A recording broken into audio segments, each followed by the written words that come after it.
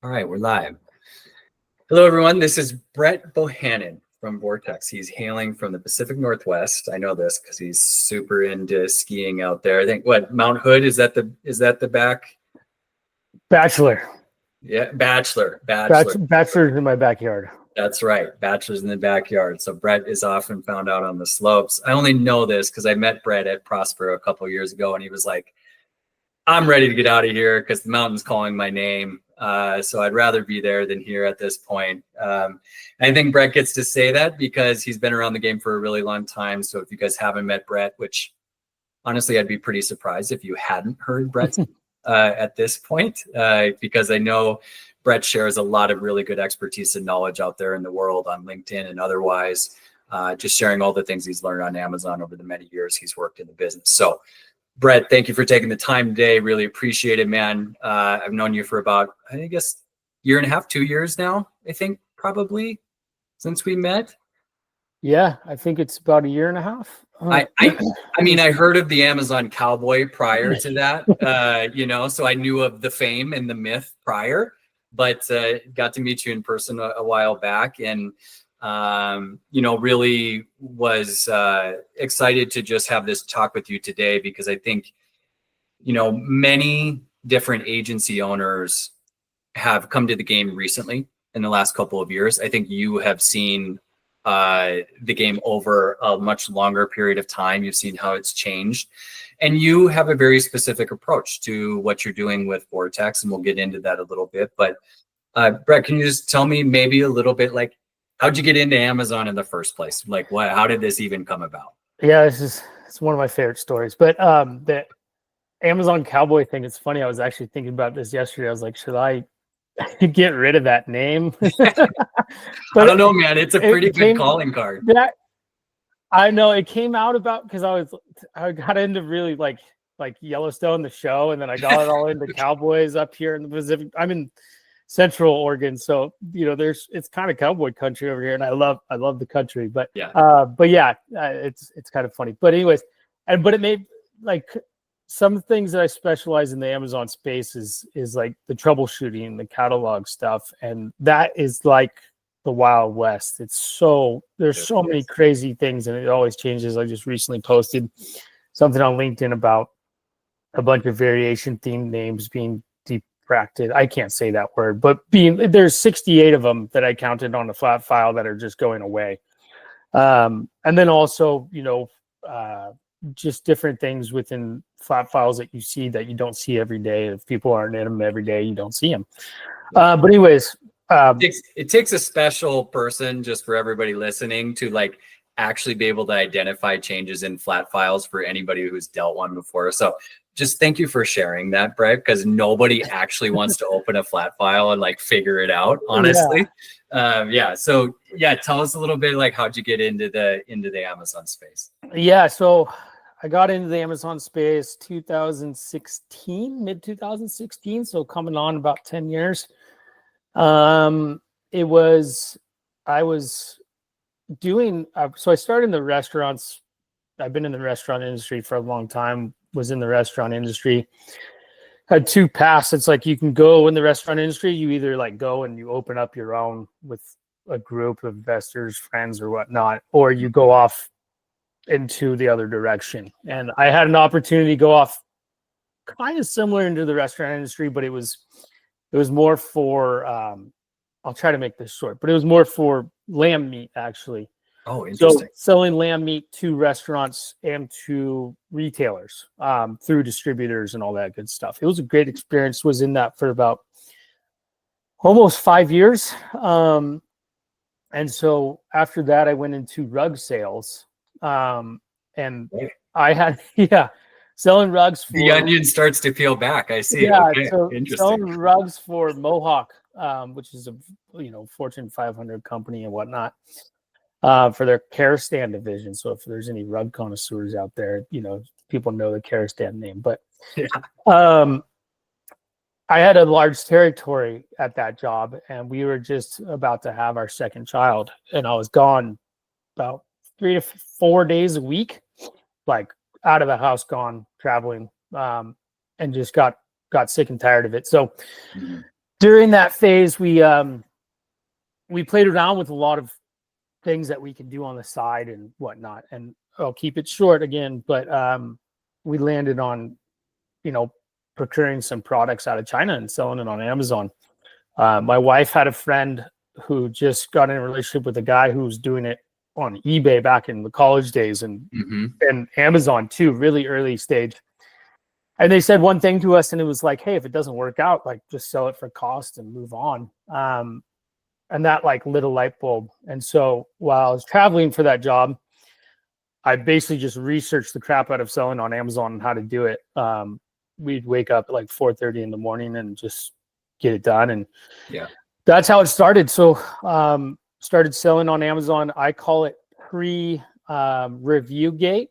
And I don't know if too many people can remember that, but essentially it was literally fall of 2016 where Amazon shut the door on being able to give product out for reviews. And I call that review gate. So when we first launched, it was prior to that. So we were able to kind of launch a product and get reviews and whatnot. And then 4 months later, it just shut down. I remember all of it, like the super URLs, and you were like, it was a different game back then for sure. Oh yeah. And then the search, find, buy that came back a couple years after that.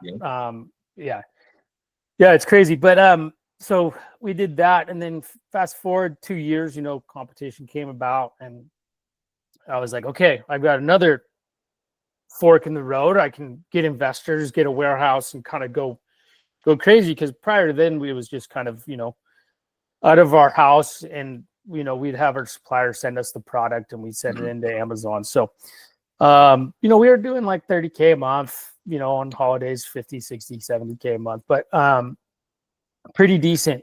So at a fork in the road, we ended up actually selling that business in late 2018. Interesting.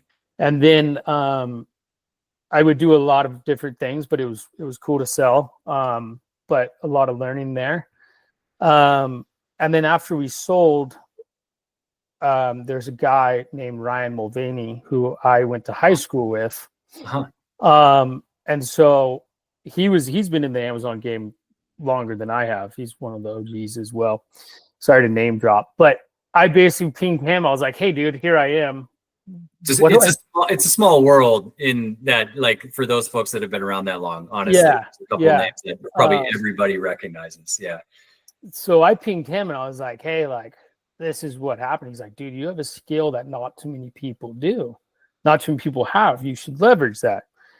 He's like, go out there, find some clients to help sell on Amazon. I was like, okay. So I created like a boutique agency and did that. Basically did it on Upwork. That was my start. It started out as, and I'm going really long on this, but it started out as, we lived in Bend in 2018. We moved to San Diego. Now we're back in Bend, but I called it Shoots Marketing after Deschutes River here in Bend. Right. And it was kind of a play on like Hawaiian shoots and like all that good stuff because I'm into the surfing world and whatnot. So I had that for a little while, and then actually sold that to another company in San Diego and came on board to help them develop their Amazon department. And so I did that for a year and a half and kind of mid-COVID left and traveled with my family and went on board with another agency more as a freelancer. So I was able to work like part-time while I was traveling and whatnot. And then after that ran its course, I was able to kind of pick and choose my clients that I want to work with. And now here I am. So somehow, some way, Amazon has just kept you in its grip over these last 10 years. I feel the same way in many ways.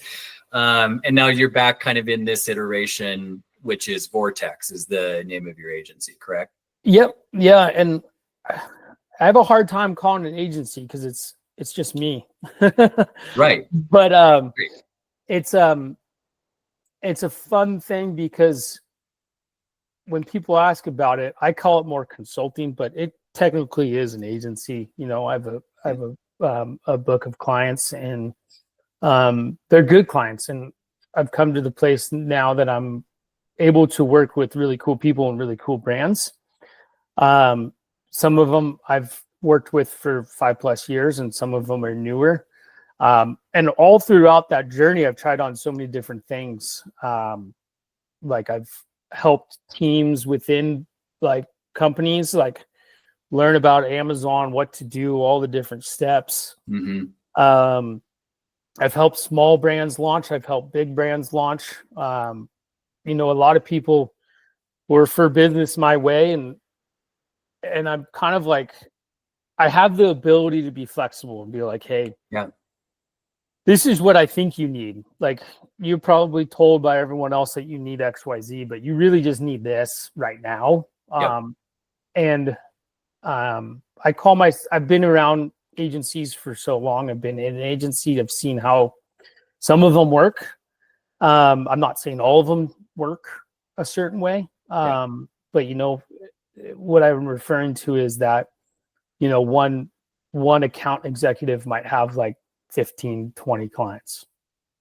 And to me, that's just ridiculous. And a lot of agencies operate on the level of, hey, we just need as many clients as possible because we need our top line to look good, because we either have investments and we're going to sell in a year or two, and we just know our churn rate's going to be X amount, and that's just how we're going to operate. So people get burned. Well, it puts different pressures on the business, right? And to your point, you've seen a lot of these different iterations, and you've really come to this place. I think, we were just talking about, I'm about to have my first kid. You've got 4 kids. Like, there's certain choices that you make within the business to be able to have the life you really want to have, and I think Amazon's been a really cool ecosystem for folks like us, where you can play at a lot of those different levels. I think it's awesome that you really have gotten to that place where you can just choose to work with good people and cool brands. And I also just tend to think you get better results that way on both sides of the table, because when you're vested and you actually give a crap, and like there's some alignment there, I think to your point, you can tell them what they actually really need, as opposed to, really needing to put your business first. Right. And I think that's a real advantage, for maybe the smaller operator, or, in your case, where you can kind of get to pick and choose in some places. Yeah. And I didn't coin this term. Matthew McConaughey might have coined this term, but I'm not too sure. But it's just like doing cool stuff with cool people. It's being able to help good people achieve awesomeness and being able to do neat stuff. And that's really what it comes down to. I saw someone post about it on LinkedIn just the other day, and I love that mentality, because it makes your day so much more fun, and it makes it way more rewarding, not just monetarily, but like you're able to kind of be like, look what we've done over the years. And the people that you work with are grateful for it. It's not just, so you're just another person on the team. So yeah, I can attest to that, man. I've had a couple of clients that I've worked with, collectively for almost 20 years now, or like a few that are like 7-8 years I've been with them. And it is really, you do become kind of in a weird way, kind of a family. You're kind of riding and dying, and you're, seeing all those different iterations, and people are having kids and, growing families and doing these things over that time. And like, there's a lot of change. So, speaking, Brett, about those clients, sounds like you got kind of an interesting mix, of folks that are in the portfolio right now. What's kind of your mental model or your actual model when you're working with these folks? Is it like, hey, I can do everything, like I can cover the whole gamut, and then you kind of mold that to what they need? Or do you have some like standard things that you do for everybody? Like, what's that engagement actually look like? Yeah, it varies. So again, like I was talking about, how the current book of business I have has, I would say probably about 80 to 90% is like full service. And then a couple other ones are just, a la carte, touching little things here and there. So I have tried on multiple different models in the past. And I have a couple of those clients still where it's just like, hey, I just want to make sure everything in my catalog is fine. Yeah. So we just worry about catalog things. And for me, sometimes that's harder because you look at the grandiose scope and you're like, oh, that needs to be fixed. So you're like, oh, I'm kind of stepping over my own scope of work, but you're just like, if you can be like, hey, you should check out this too. This looks a little off. That's just how I operate. It's very hard for me to kind of be like, stay in my lane within a certain thing on Amazon, because so many things within Amazon and even outside of Amazon, like that's a whole nother topic of conversation, but they operate in unison, like the catalog, the advertising, the, front aspect of the PDP, your marketing aspect. So there's just so many different little pillars within the Amazon world. It's hard to just and I'm sure it's hard to turn that off, because as a former seller, all of those interrelated parts and how everything really relies on everything else in the ecosystem to really operate smoothly, right? So yeah. And for anybody who stumbles on the video, what does full service actually mean? Like if we were going to define full service, what does that mean for you and for Vortex? Yeah, that's a good question. I think that I'll give it a little history lesson. Back in the day, that was all that there was.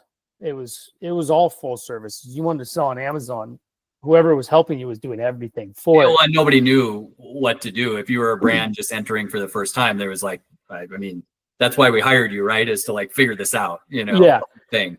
I think now there's two main pillars, and that's the channel marketing, if you want to put it high level, and then advertising.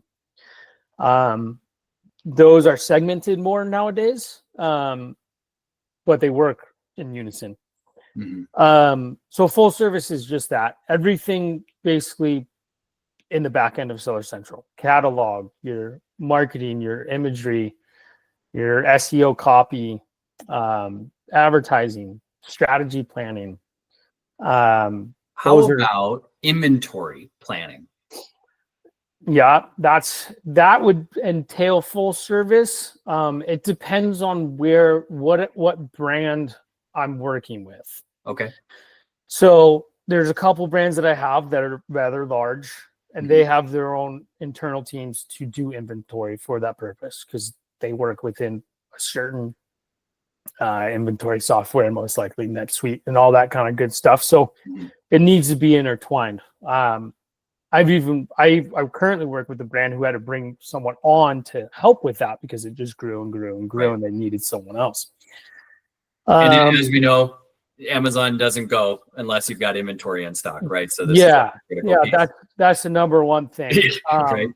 But then you get to the smaller ones who are just starting out. Like inventory planning is definitely part of the puzzle, and that can get messy. I think inventory is one of the most important things. So forecasting correctly and being able to have stock is numero uno. Yeah, definitely. And to understand if you have enough stock in the supply chain and whether or not you're going to hit goal, are you getting involved in like forecasting for that client and like trying to get some numbers in front of them? Yep. Again, depends on the level. But for the most part, the bigger ones, we'll have meetings about that, and they'll be like, okay, cool, this is coming up. Let's, pump that up a little bit by X percentage. Yeah. Look at last year, look at the overall growth and all that. But yes, on the smaller ones, there's, I have sheets that can forecast that, that I've used for others in the past to be able to kind of just be like, hey, look, this is what's kind of happening. Sometimes it's a shot in the dark, especially if you don't have historical data, and you're like, hey, but my motto is always overstocked and understocked. I think that's a it's a good problem to have. But the worst problem is when you fall out of stock and you're just rushing to send stuff back in, because it can take some time. How about customer support? So if they're getting queries on orders or bad reviews, things like that, are you jumping in on those things? And in some cases, yes. Yeah.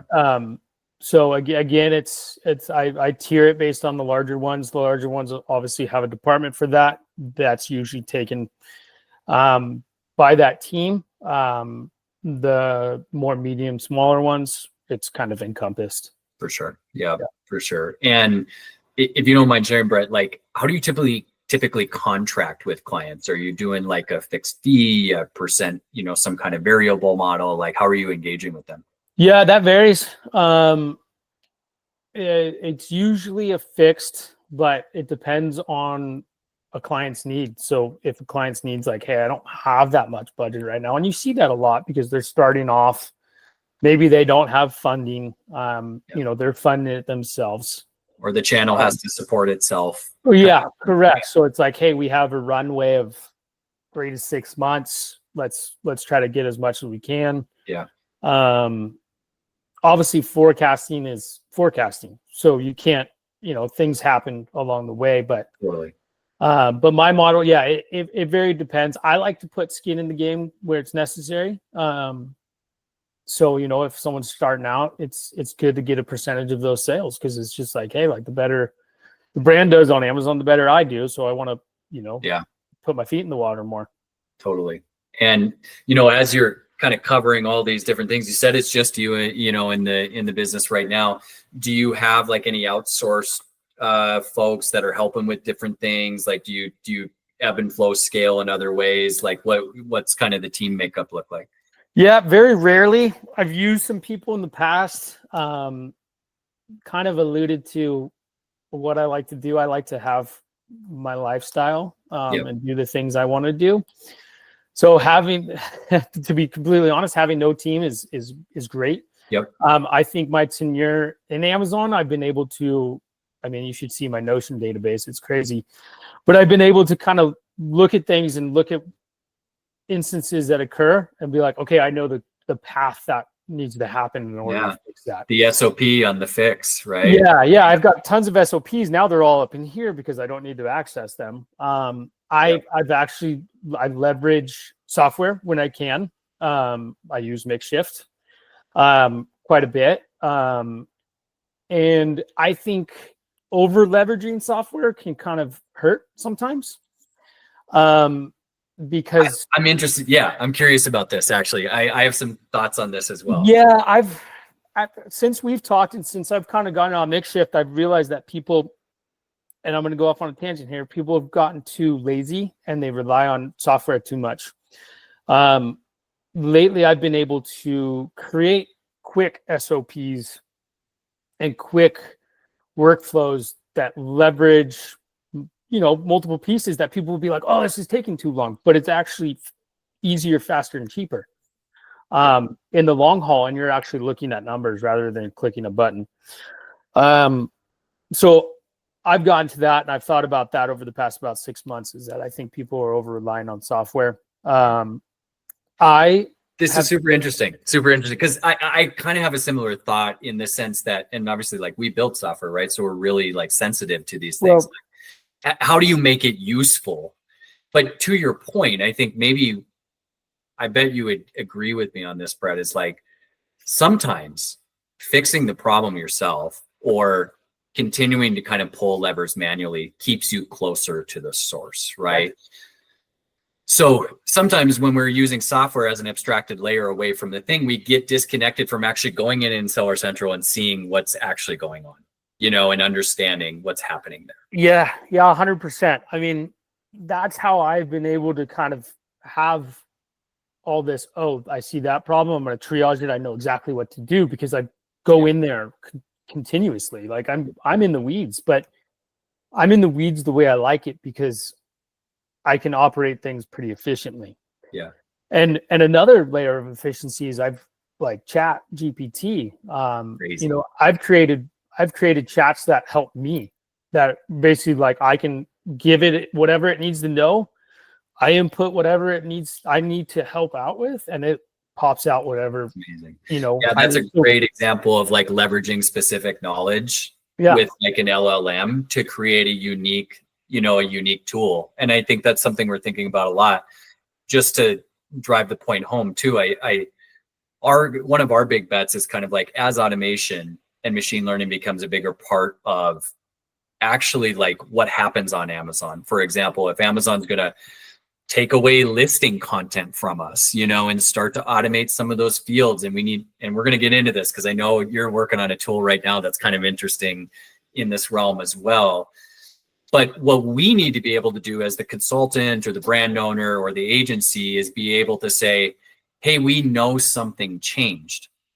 Can we actually tell you what changed and what the impact was, right? Do you have oversight and transparency to those things changing? Like that's something that we are really keen on helping, operators figure out, because I think as these moving parts and more data and more complexity continue to kind of get thrown into the space, you now have a different problem, which is we don't know which string to pull on anymore, right? And we can't even really audit the account or have an understanding of like all those potential things that change that could have led to, a difference in performance. So yeah, definitely something worth thinking about a lot. You mentioned, I kind of mentioned like Amazon is simultaneously giving us more and taking some things away from us. Right before this call, we were talking a little bit about the SP API and some things you're working on. Do you want to maybe share just a little bit about what a problem you're trying to solve? Yeah, it's not really public, but yeah. Totally, like keep it under wraps if that's cool. And we can even just talk about it in theory. I have a sense for kind of, what you're trying to work on. But I'll put it this way. What you just said was perfectly put. It's a quick, easy thing to help operators identify what an issue might be. And on that note, when you were talking about an operator and looking at things, a good operator in the Amazon space can look at something on their screen, a dashboard of whatever, whether it's advertising, whether it's catalog, whether it's their account health, and go, something doesn't look right. Yes. In 2 seconds. Yeah. And go. We talk about this all the time because Todd, my co-founder, is really mathematically driven, right? And he can read the numbers and go, we can see something in an ad data point and know something happened on the ops side of the business, right? Because these things are all interrelated, and we can kind of look across the metrics and go, oh, conversion rate's down. Did we get a bad review? Yeah. Like, did something happen, right? So like, to your point, this is where some of that, tribal knowledge and maybe just expertise over a long period of time of knowing what's connected in an account can be really, really valuable. Yeah. And kind of what I'm working on is layers onto that, and also layers onto the aspect of it's going to be super simple, and it's not going to get lost in other tools. Mm-hmm. It's going to basically be where you can get a digest and say something happened. Yeah. And I need to go there to fix it. It solves a very specific problem. This is something we talk about a lot right now too, because there's a lot of like kind of everything tools, right? That try to be everything, but you still have these kind of one-off problems or these very specific problems that you're still trying to solve as an operator, I think. And yeah, it's a thing, especially on the software side of the world, like is, something we focus on a lot is like, what problem are we solving here, for folks? So yeah, one of my things that I love to do and love to share is mostly, hey, will this solve a problem for me? And if it does, if that box gets checked, I'm like, it will solve problems for other people. Yeah. Now, as you're working with these brands, Brett, do you ever get the like little itch to get back into the product side of the game? Oh yeah. I've probably about once a year, I go down the rabbit hole. It's harder, but it's doable. I've got some friends right now that it kind of dropped off a little bit, but that are like, let's acquire a business, and you can operate it on the Amazon front. That would be really fun to do. Yeah. Getting from scratch would also be fun, but it would be more of a hobby. I wouldn't rely on it as, hey, that's like a sole thing. It'd just be another channel. Understood. But It's a lot. I mean, I've got a friend who's been doing it. The one I was talking about earlier, he's been doing it for years and years and years. And last time I saw him, he's like, well, we need to get together because I'm so focused on the logistics and the operations side that like I forget about all the other marketing stuff. Yeah. Like, he's like, you probably know way more than I do because I'm just in the warehouse making sure product gets out to Amazon, gets in okay and gets out okay. Well, and I think that's a good comment on just how much it's expanded, in the time that we've been in the Amazon space. Like I think back in the day, you could kind of know every piece. And I think you can kind of still know every piece. But, now with the advent of DSP and AMC and, external and affiliate and all these other things, there's just so many hats to wear and specialties to have. Yeah. That, to your point, there is a lot of room, within the value chain to play, I think, for agencies. I still think, especially to your point of like the stage that a brand is at matters a lot about what they should focus on, right? And where they're at in their maturity cycle on the platform. So Are there any like specific stages or maybe even just categories of products that you really like working with? Yeah, on that note, I actually used to have, oh man, I probably still have it, but I used to have like a game plan of like different stages of where you are and what you should focus on. Because most of these people are seeing all this stuff from, all these LinkedIn people going, oh, that would be great to do. And it's like, oh yeah, but you got to crawl before you run kind of thing. You got to get stock in first, right? Yeah. And it's like, are we doing this? It's like, yes, and that's another point of like working with good people is they know and trust you. And they're like, okay, because I know he's been around, he's probably seen everything. So I know we'll probably get there. It can get tiresome sometimes when you're just laying out like, hey, we got to do this, but like you also don't want to be like, hey, this is something else we can do, because they're like, oh, let's do that. It's like, no, we got to focus on. It is a constant kind of dance of like just being in the right pocket of like, here's what we need to focus on, and here's kind of the stage we're at, and that comes with a lot of trust, over time. And like you said, you've worked with clients over a very, some long arcs, right? So you've seen them kind of evolve into some of these other things too, which I personally enjoy too, because it keeps challenging you as far as like, well, what is next? What is the next lever to pull? What are the next things that we should be focusing on? And frankly, like it feels like it's been changing every day, over the last year or two, where there's just so much new. There's kind of a ton of shiny new objects now to think about. To that point though, are there any areas you really like to play in category wise, or just, maturity stage wise, to your point, that like is kind of like, enjoyable for you? Yeah. I mean, I'm gonna do the cookie cutter answer. It's, if any brand that has any kind of outside e-com ecosystem working, social, the website, I guess I should say Shopify, because that's what everyone's on. Shopify, pretty much. Social, social ads.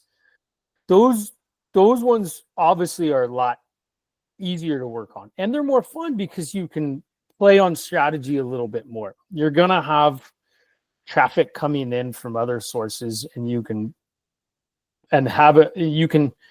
essentially create different strategies. So one example is, and I'll go into the categories here in a second, but one example is like, hey, like how can you differentiate your offering either on your .com, in store, and on Amazon? And playing around with that is super fun. Multi-packs,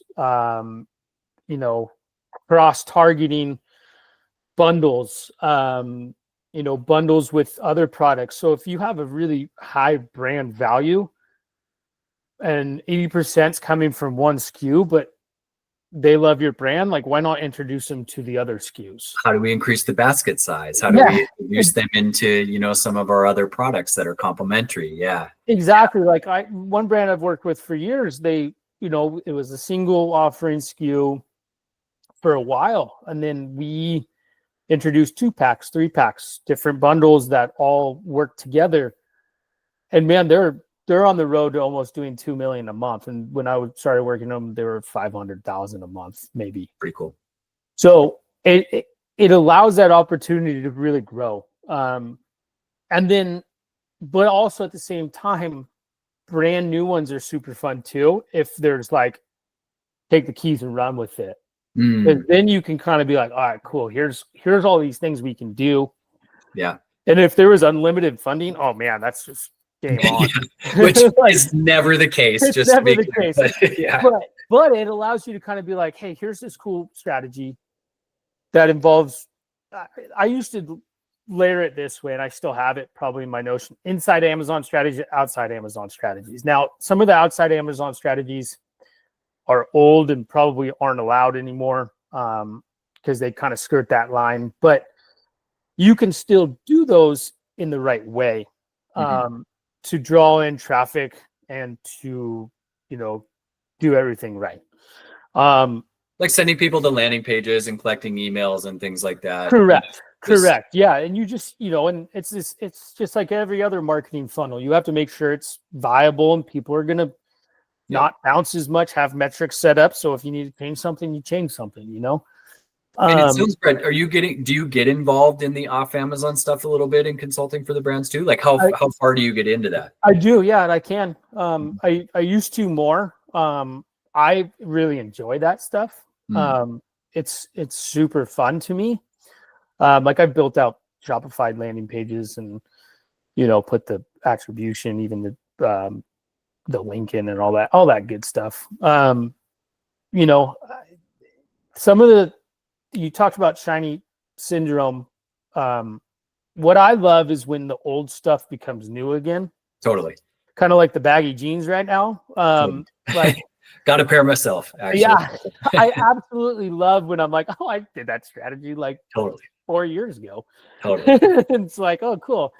And sometimes we just forget about them, they go out of vogue or whatever. And then, you realize, oh, we could still do that. And even now there's even better tracking in some cases where you can kind of prove it out a little bit more, which is, I think the biggest thing that I've seen, and maybe you have too, is when you introduce a strategy, like, oh, hey, let's do some Google ads to Amazon. They were like, well, I want to do it to my .com. I want to silo them. And I'm like, oh, okay, well, let's test it. And they're like, nah, I don't really want to. And it's like, okay, well, like it's super easy to test and to, segregate into a testing phase of 2 different channels. And we can, you can look at numbers and go, hey, that one worked. That one didn't work. Okay, let's just go 100% and on .com or 100, go 60-30, 70-30. I don't know. But there's all kinds of cool stuff to do. And that's kind of what I'm getting at. I'm getting lost, but yeah. No, I mean, to your point, I just think there's a lot of levers to pull. And I think for somebody who has seen these things come and go as potential, growth levers or marketing strategies, whatever it may be, you really have kind of a great lexicon of things to go to in different situations, depending on the budget constraints and depending on the brand. Do they have something that's like really visually appealing, or rather do we need to focus on positioning on value and pricing? There's all these other questions kind of at play that really do determine the strategy. So what just came up in my mind was funny. It's whenever I see something cool from a different brand, I usually save it and usually save their funnel. Mary Ruth is one that is so large now, but when they were, excuse my French, balls to the wall marketing, probably skirting into the black hat tactics on Amazon with some of their things, but they didn't do it forever. They just did it as a push and then they stopped. I think a lot of, and I'm going off on a little bit of a tangent, I think a lot of the brands that got acquired by aggregators in the boom were also doing things like that. They got acquired, it stopped obviously, and then it kind of like, slowly went down. We can go into depth on that, but there was a lot of stuff happening back then that are marketing tactics that a lot of people use. And if you just look at it on social and look at funnels, I love looking at ads on Instagram and then following the funnel and being like, what are you guys doing? Some of them are cookie cutter and they just do a good job. And some of them are like, whoa, Interesting. Yeah. like Manny chat flows back in the day. I used to do a bunch. And they worked really well. Now you got to get a little more creative. And, I even started my own groups at one point where it was like, hey, here's some deals on Facebook, and like, we wouldn't say that out loud anymore, but yep. That used to work. That was a long time ago, but totally. I mean, you just got to get creative and it's fun to do. And I think as things kind of pan out, that sometimes that creativity can go away, but you have to use that creativity in a different way. Yeah. I get that. If that makes sense.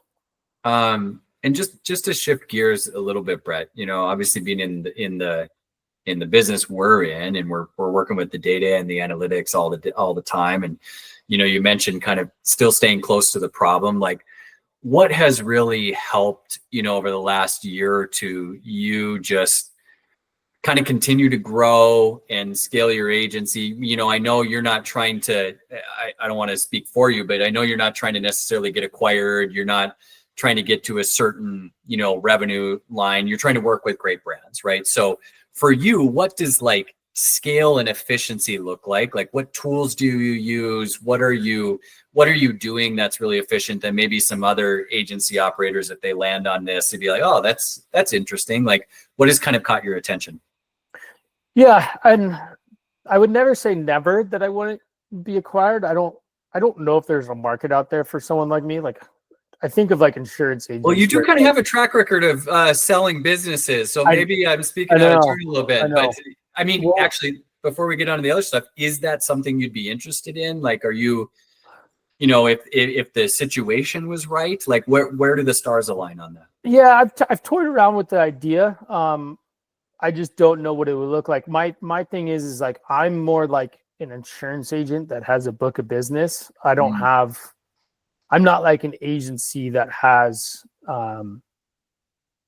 operations already set in place with certain individuals at a desk, right, doing XYZ in sales. All my sales usually come from, referrals. I would say you probably do have some IP and are starting to build some IP. Yes. So, yes. Just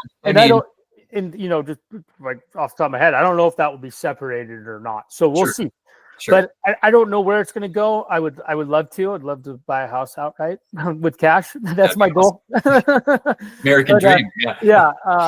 But yeah, I mean, yeah. It's hard. It's not hard, but I have a certain lifestyle I like to live, and I love being with my family and doing the things I love to do. So aligning something with that has to align to make it feel good.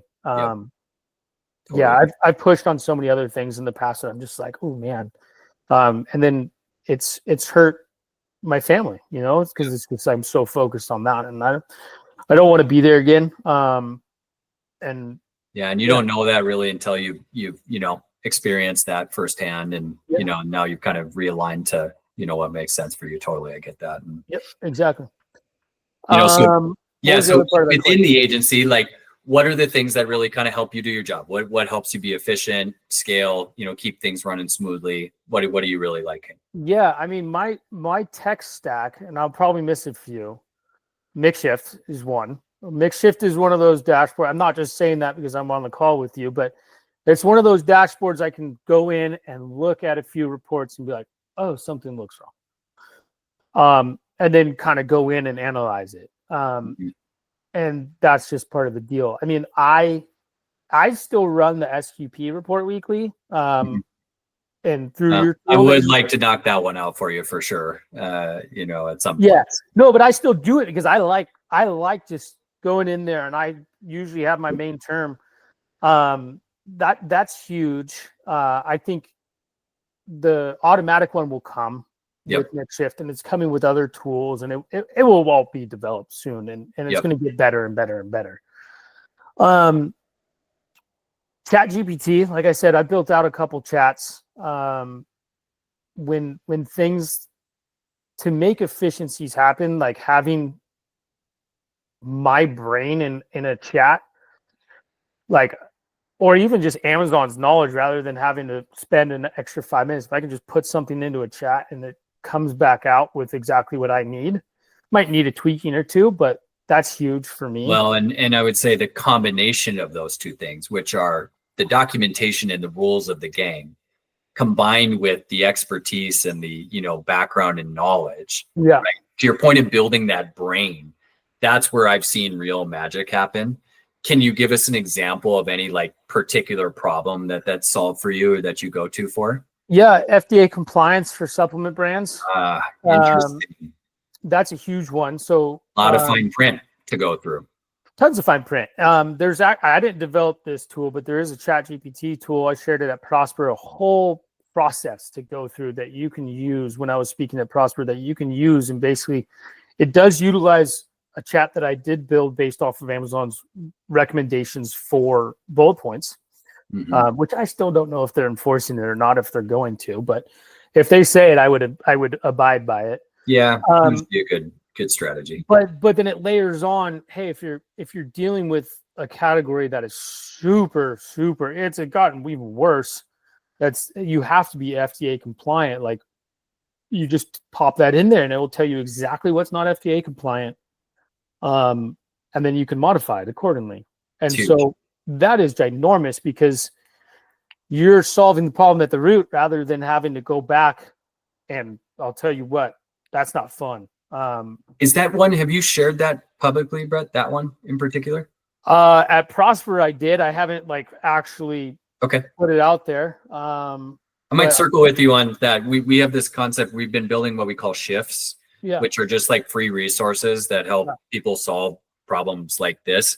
I'll circle with you on that one separately, maybe, because I've been thinking about some of those as well. I wish I could take credit for this FDA one, but it's a cool chat by, I think his name is Barkus Patty. He's been in the space forever. I've never met him. The name sounds familiar. Yeah, the name is super familiar. And I just came across it randomly. I don't know where from.